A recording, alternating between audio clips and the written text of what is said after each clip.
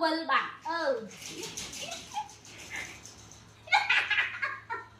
wow mà cái này nè ê qua đi ôi ui kìa ôi ôi chị chặt chọt ôi chị cắn hey này bánh chưng mà chị đặt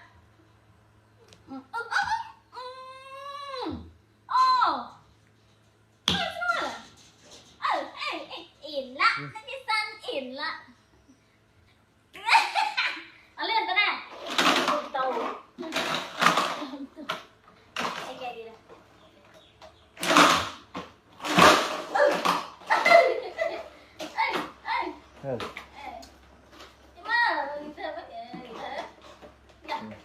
tàu lái khoan lái tàu bay đi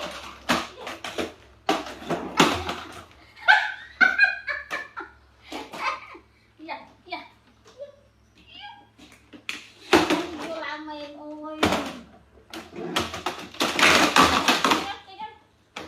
ôi chị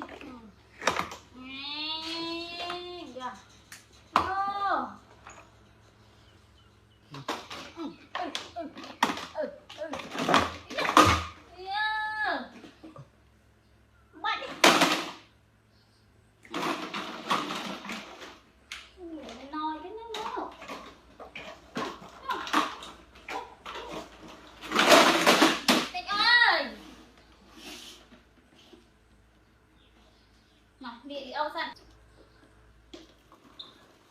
ta đi Âu nó ha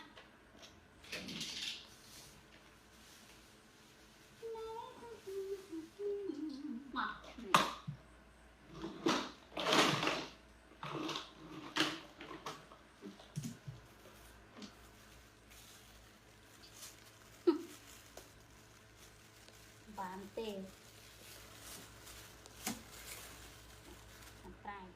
không mặc bỏ đi đi anh đi xui chị